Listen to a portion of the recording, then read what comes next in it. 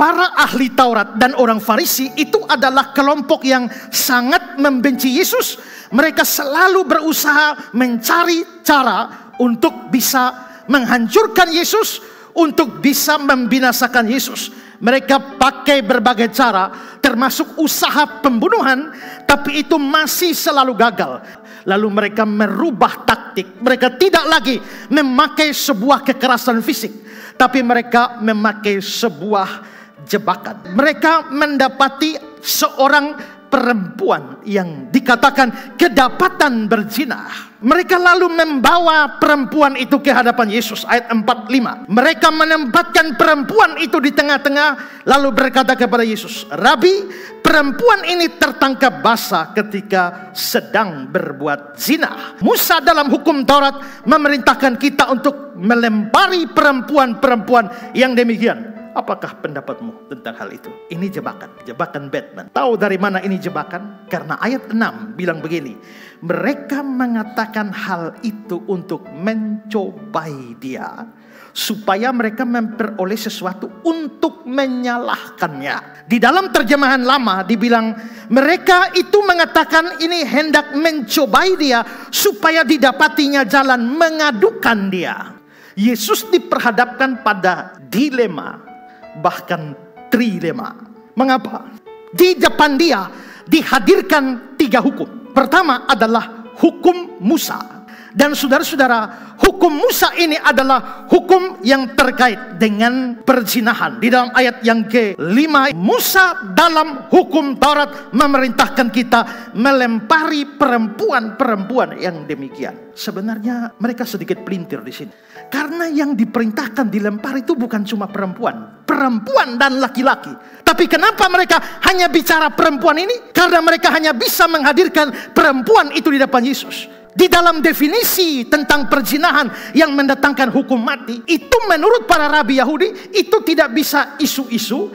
Itu tidak bisa hanya mereka berdua berjalan ke hutan. Tidak bisa. Atau lihat mereka berciuman, mereka berpelukan. Itu belum bisa disebut sebagai perzinahan yang mendatangkan hukuman mati. Menurut para rabi Yahudi, yang disebut perzinahan itu kalau mereka ketangkap basah sedang melakukan adegan seksual. Nah, kalau memang seperti itu, perempuan ini ketangkap basah sedang melakukan adegan seksual, mana laki-lakinya? Kenapa nggak ditangkap? Mestinya melempari perempuan dan laki-laki yang demikian, tapi ternyata tidak, hanya perempuan. Makanya ada dugaan bahwa perempuan ini hanya dijebak saja. Tapi terlepas dari itu, memang dalam hukum Musa itu ada aturan tentang hukuman bagi dosa perzinahan. Ulangan 22 ayat 22. Apabila seorang kedapatan tidur dengan seorang perempuan yang bersuami, maka haruslah keduanya dibunuh mati, laki-laki yang telah tidur dengan perempuan itu dan perempuan itu juga dihukum mati, tapi tidak diberitahu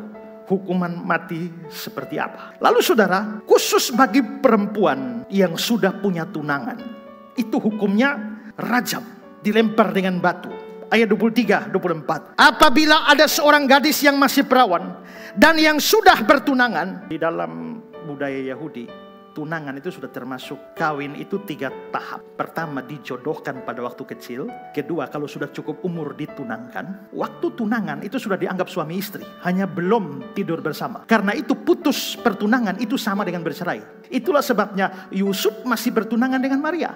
Tapi ketika Yusuf tahu Maria hamil, Yusuf mempertimbangkan untuk menceraikan Maria. Pertanyaannya, kok belum jadi istri kenapa cerai? Karena dalam budaya Yahudi, tahap kedua itu sudah suami istri. Bedanya adalah tidak hubungan seks. Perempuan ini adalah perempuan sudah bertunangan, berarti dianggap juga sudah istri orang, sudah berkeluarga. Apabila ada seorang gadis masih perawan dan sudah bertunangan, jika seorang laki-laki bertemu dia di kota dan tidur dengan dia, maka haruslah mereka keduanya kamu bawa keluar pintu gerbang kota dan kamu lempari dengan batu sehingga mati. Gadis itu, karena walaupun di kota dia tidak berteriak-teriak, mestinya teriak dong kalau diperkosa.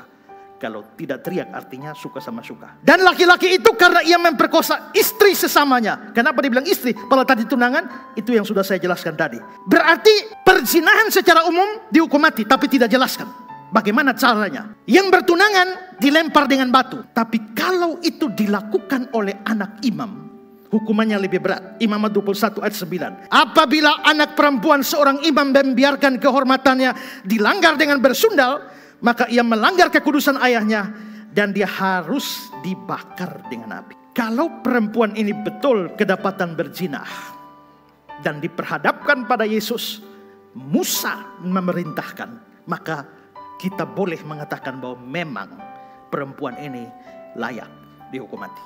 Itu hukum Musa.